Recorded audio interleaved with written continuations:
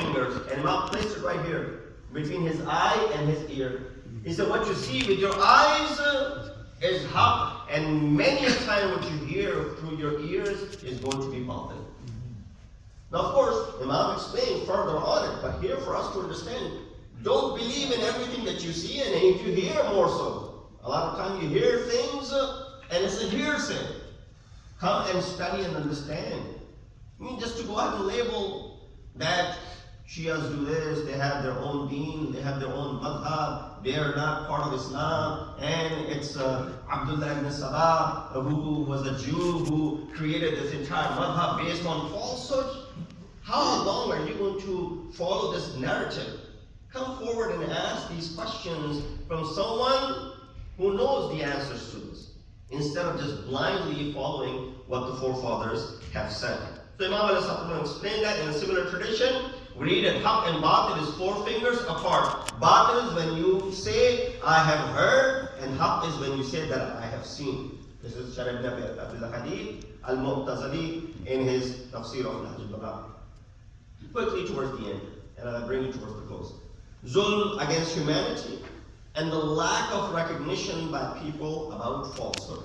That was a discussion in the beginning. That's why this whole discussion on haq and batil. And that's why the ayat of Quran says, "Inna al-batila kana zahuqa." Muslims' blood is being shed by Israeli forces in Palestine and Lebanon on a daily basis. Israel so far has dropped more than 90,000 tons of bombs on Gaza.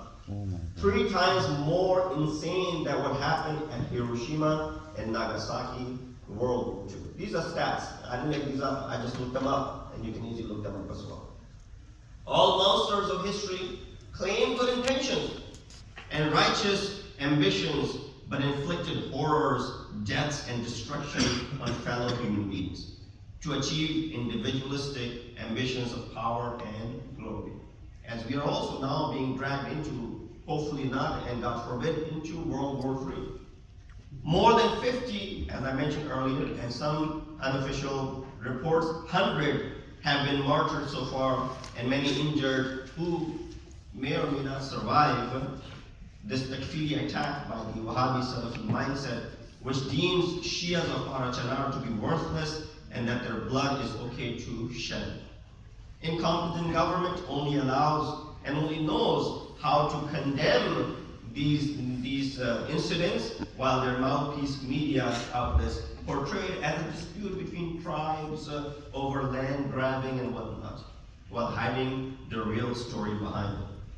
This is where, while there's so much you can do, a lot of times people ask, what can we do, what can we do? With the limitations that we have, and not much you can, unless you have a voice of your own, to go ahead and send the message across, and to vehemently condemn these things, whether it be on social media or whether it be any of the platform that you have, because that is something which is the need of the day. People are driven by the hashtags and the social media posts and whatnot. Do that if you can. But on another note, there's something which is so powerful that we have, and that is the power of dua. You don't give up on asking dua. So you've been making dua for a year. What? You've been making dua for many years. That does not mean that you stop making dua. Your duty is to continue to pray for those who are suffering. Don't ever stop praying for those who are suffering. So here, I want to leave you with this dua number 14 from Sayyid al-Sajjadiyah, taught to us by our fourth Imam, Imam Zayn al-Abidin. Allahumma salli ala. And I'll just quote the first few segments of this dua, and I'll leave you to go ahead and read the entire dua. Imam says, Allahumma la taftinni bil qunut min insafik. Oh God, tempt me not with despair of your just treatment. This is what's happening, right? We a lot of time get tempted. And then, what is going to happen? We're going to keep on making this dua and nothing is happening. So we're tempted not to make this dua.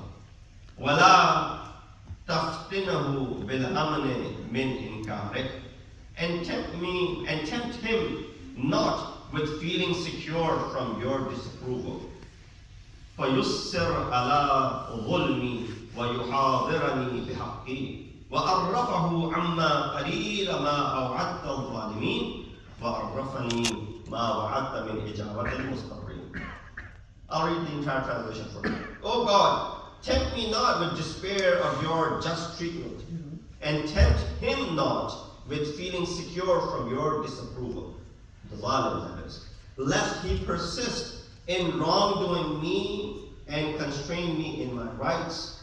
Let him soon recognize what you have promised the wrongdoers, and let me recognize your promised response for those who are in distress. SubhanAllah. And then of course, Imam goes on with this dua.